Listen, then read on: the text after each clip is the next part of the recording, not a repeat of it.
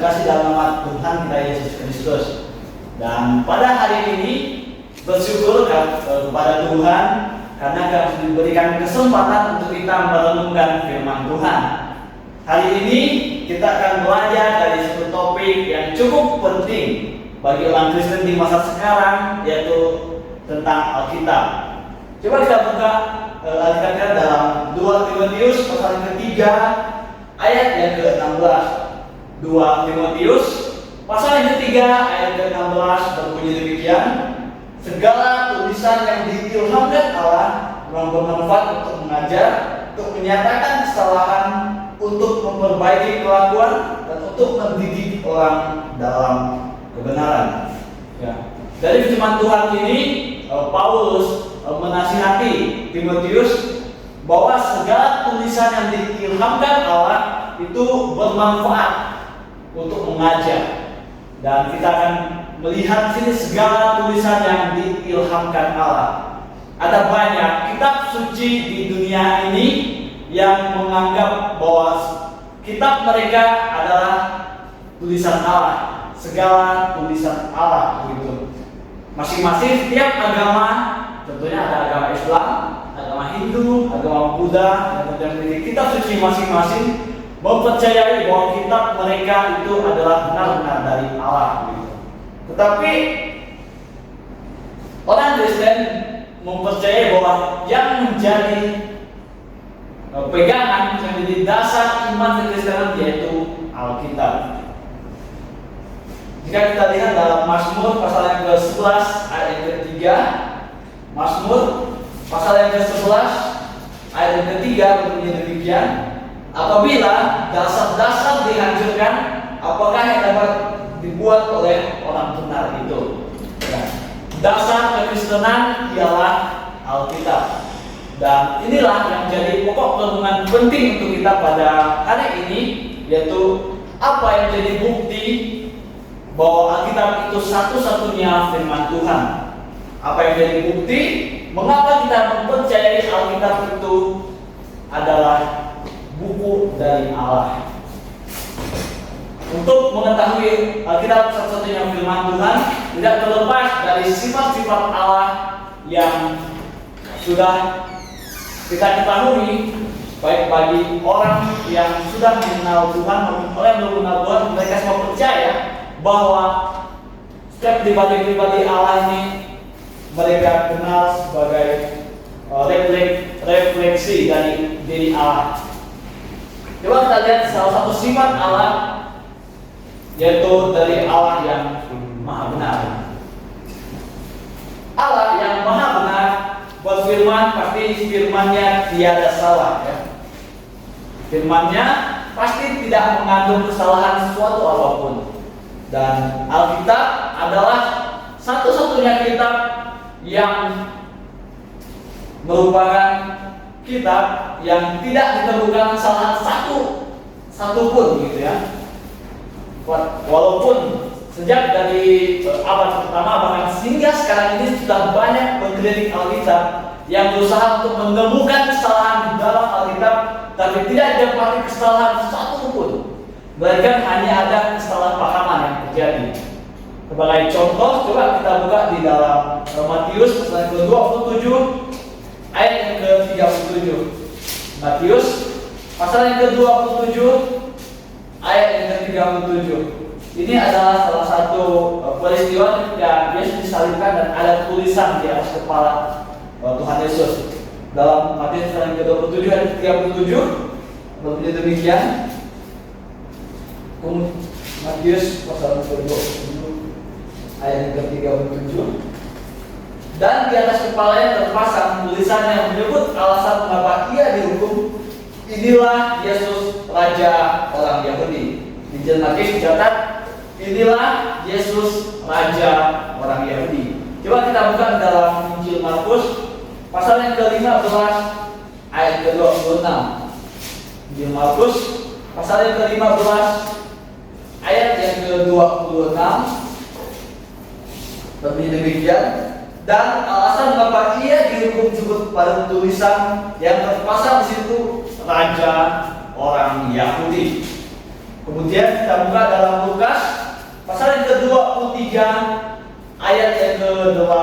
38. Lukas pasal ke-23 ayat yang ke-38.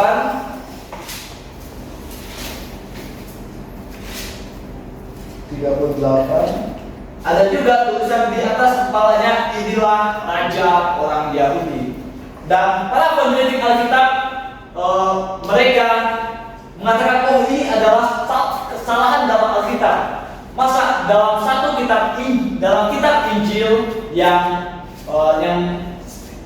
terlihat sama, yang mencatat tulisan tentang Yesus Kristus, hanya tulisan di kepalanya saja bisa berbeda-beda, gitu ya. Tetapi jika kita ingin mengetahui kebenaran yang absolut, gitu ya, yang benar, kita tidak boleh mendasarinya dengan pengajaran-pengajaran yang lain. Kita tidak boleh mengutip teolog yang lain, tapi kita hanya bisa melihat ke dalam Alkitab, gitu ya. Jika kita lihat dalam Yohanes pasal ke-19 ayat yang ke-20, Yohanes pasal yang ke-19 ayat yang ke-20, ini adalah penjelasan mengapa tulisan di atas salib Tuhan Yesus itu bisa berbeda. Ayat ke-27, ayat ke-20, banyak orang Yahudi yang membaca tulisan itu sebab tempat di mana Yesus disalibkan letaknya dekat kota, dan kata-kata itu tertulis dalam bahasa Yunani, bahasa Latin, dan bahasa Yunani. Jadi saudara-saudara yang dikasih, tulisan di atas kepala Tuhan Yesus itu yang terpahat di kayu salib itu tertulis dalam 3 bahasa sekaligus. Itulah mengapa memiliki perbedaan yang berbeda-beda ketika para penulis kitab Injil mencatat tulisan di kepala Tuhan, di atas kepala Tuhan Yesus, ya. Jadi saudara-saudara terkasih, untuk memahami Alkitab kita tidak boleh mendasari dari pengajaran yang lain, tetapi kita harus melihat ke dalam Alkitab itu sendiri. Jadi jangan sampai kesalahpahaman yang kita temukan dalam Alkitab itu malah membuat kita semakin jauh dari Tuhan. Tetapi kita harus semakin tekun untuk menyelidiki setiap kebenaran-kebenaran Alkitab yang sesuai dengan sifat Allah yang pertama, yaitu Allah yang Maha Benar. Yang kedua, bagaimana kita membuktikan Alkitab itu adalah satu-satunya firman Tuhan terhadap sifat Allah yang kedua, yaitu Allah yang Maha Suci. Ya. Allah yang Maha Suci tentu mengajarkan moral yang tertinggi di antara moral yang diajarkan oleh setiap manusia. Dalam Injil Matius pasal ke-6 ayat ke-12, Matius pasal ke-6 ayat yang ke-12 berbunyi demikian.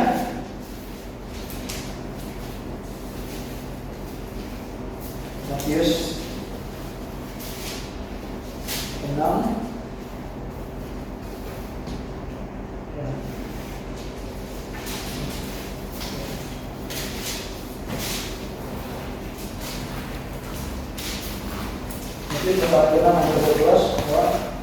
segala sesuatu yang kamu ingin orang perbuat kepadamu, perbuatlah juga kepada mereka. Demikianlah, itulah isi seluruh hukum Taurat dan kitab para nabi. Dalam Injil Matius pasal ke-7 ya, 7 ke 12. Ini adalah salah satu aturan emas yang Tuhan berikan kepada orang yang percaya pada Dia, bagaimana ketika mereka ingin orang melakukan hal yang ia ingin berbuat kepadanya, ia harus melakukan terlebih dahulu kepada mereka. Jadi saudara-saudara terkasih, Tuhan mengajarkan tindakan aktif dari diri kita terlebih dahulu, baru kita menerima dampak dari tindakan aktif kita, ya. Jangan sampai kita hanya memiliki tindakan yang pasif saja, tindakan yang hanya sekedar menerima tindakan orang lain, tapi kita tidak mau timbal baliknya, begitu. Dan kita harus melihat dan harus melakukan hal yang sesuai dengan kehendak Tuhan, apa yang kamu ingin orang berbuat kepadamu, orang lakukanlah juga pada mereka. Kamu ingin dikasihi, kamu harus mengasihi terlebih dahulu. Kamu ingin memberi, kamu ingin diberi oleh seseorang, kamu harus memberi terlebih dahulu. Dan juga tanda moral Allah yang paling tinggi yang Dia ajarkan kepada kita bahwa kita harus mengasihi sesama kita seperti dirimu sendiri. Dalam Injil Matius ke-12 ayat ke-30 dicatat di situ ya. Bagaimana Tuhan mengajarkan kepada kita bahwa kita harus mengasihi sama kita manusia seperti diri kita sendiri. Dan bukan hanya mengasihi orang yang mengasihi kita, bukan hanya mengasihi orang yang juga kita kenal begitu. Tetapi bahkan Tuhan mengajarkan kepada kita bahwa kita juga harus mengasihi musuh kita. Ini adalah suatu tindakan kasih yang cukup berat gitu. Memang bagi manusia ini adalah ya berat bagi saya juga ya sebenarnya, bahwa ketika kita disakiti tentunya kita tidak ingin bahkan untuk menegur orang itu saja, kita tidak mau begitu. Tetapi Tuhan mengajarkan kepada kita bahwa kita harus mengasihi bahkan musuh kita sekalipun. Kita dianiaya, kita hanya perlu berdoa kepada mereka. Kita harus mengasihi musuh kita. Dan ini adalah tanda moral Allah bahwa kita harus mengasihi sesama kita manusia seperti diri kita sendiri, dan juga mengasihi musuh kita. Sebab firman Tuhan pernah mengatakan bahwa karena itu haruslah kamu sempurna sama seperti Bapakmu yang di surga adalah sempurna. Gitu ya. Bukti adakah satu-satunya firman Tuhan kita lihat di sifat Allah yang ketiga, yaitu Allah yang Maha Tahu. Allah yang Maha Tahu tentu memberitahu kepada kita hal-hal yang akan datang, hal-hal yang jauh-jauh ke depan, begitu. Ya. Ada banyak peristiwa dalam Alkitab yang dicatat sangat-sangat tepat dan akurat penggenapannya. Contohnya dalam Yesaya pasal 45 ayat yang pertama. Yesaya pasal 45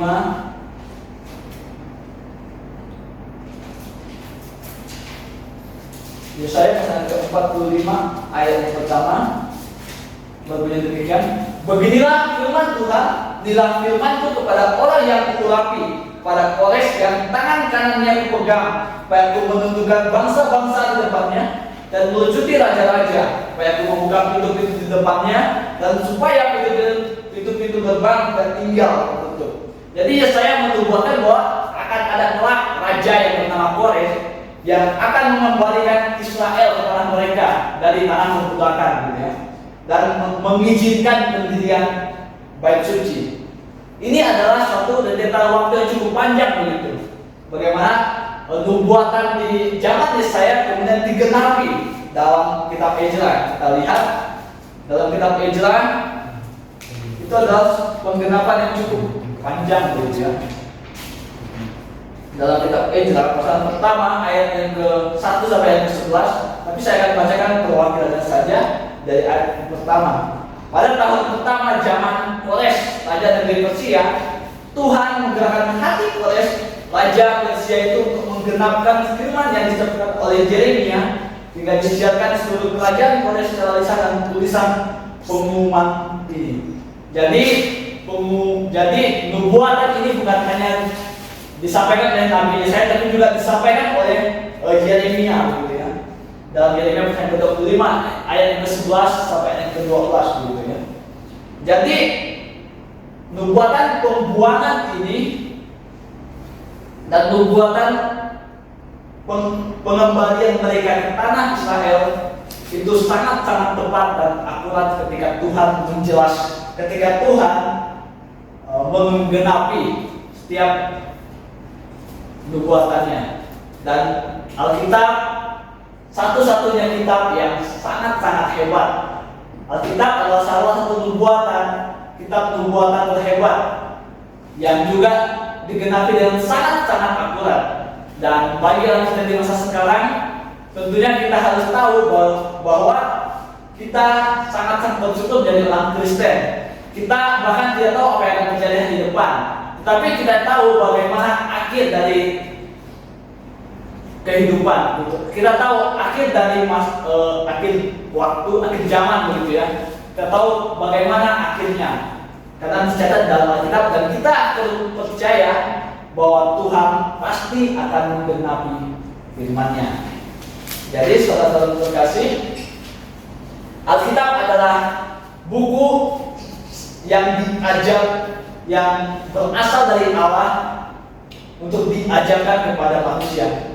Dan Alkitab adalah satu-satunya firman Tuhan yang absolut dan mutlak gitu, yang harus dipelajari oleh orang dari sepanjang zaman. Sebagian bukti bagaimana Tuhan menggenapi firman-Nya itu membuktikan bahwa Allah tetap eksis sepanjang sejarah pada manusia hingga sampai sekarang ini, bahkan nanti sampai pada kekekalan. Sampai di sini firman Tuhan kita pada hari ini. Maranatha.